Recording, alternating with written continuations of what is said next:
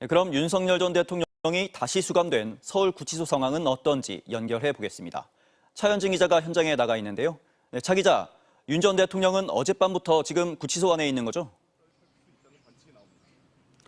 네, 그렇습니다. 윤석열 전 대통령은 법무부 호송차를 타고 어젯밤 9시 반쯤 이곳 서울구치소에 도착했는데요. 도착 직후부터 보안구역 안 구인 피의자 대기실에서 머무른 것으로 알려졌습니다. 새벽에 구속영장이 발부되면서 정식 입소 절차는 오늘 중에 이뤄질 것으로 보이는데요. 가운만 걸친 채 정밀 신체 검사를 받은 뒤 수의로 갈아입고 머그샷 촬영과 지문을 채취하는 과정을 거쳐야 합니다. 윤 전 대통령이 이동할 곳은 10제곱미터 규모의 독방으로 알려졌습니다. 구속 즉시 지금껏 받아왔던 전직 대통령 경호 업무는 중단되고요. 대신 전담 교도관이 배치돼 윤 전 대통령에 대한 수용 감독을 시작합니다. 일단 윤 전 대통령은 최장 20일간 구금된 채 수사를 받게 되는데요. 당장 오늘 내란 우두머리 혐의 재판도 열리는 만큼 당분간 구치소와 법원, 그리고 내란 특검 사무실이 있는 서울고검을 왔다 갔다 할 것으로 전망됩니다. 네, 사실 올해 1월에 이미 윤 전 대통령이 내란 우두머리 혐의로 서울구치소에 수감됐었습니다. 네, 그러다가 법원이 갑자기 구속을 취소하는 바람에 4개월 동안 아무런 제약도 없이 지내왔는데 그동안의 일도 한번 정리를 해볼까요?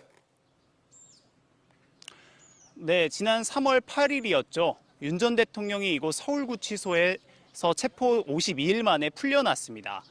구치소를 나서면서 경호 차량에서 내려 지지자들에게 손을 흔들고 주먹을 쥐어 보이기도 했습니다. 구속 기간을 계산할 때 제외하는 기간을 날이 아닌 시간으로 해야 한다는 전례 없는 논리를 이 내란 사건 재판을 맡은 지기현 재판부가 받아들이면서 벌어진 일이었습니다. 검찰도 항고를 포기했고요. 그러면서 지시를 받은 부하들은 모두 구속된 상태인데 정작 윤 전 대통령 본인은 아무런 제약 없이 활동하는 기묘한 상황이 펼쳐졌습니다. 윤 전 대통령은 부정선거 음모론 영화 상영관, 한강공원, 동네 상가 등 곳곳을 자유롭게 다녔습니다. 반면 경찰의 출석 요구에는 응하지 않았습니다. 하지만 이런 상황도 4개월 만에 막을 내리게 됐습니다. 네, 예전만큼은 아니었지만 어제만 해도 법원이나 구치소 앞에 윤 전 대통령 지지자들이 모여서 구호도 외치고 그랬던 것 같은데 지금은 구치소 앞 분위기가 어떻습니까? 네, 어젯밤 윤 전 대통령이 호송차로 이곳으로 올 때까지만 해도 수십 명의 지지자들이 있었는데요.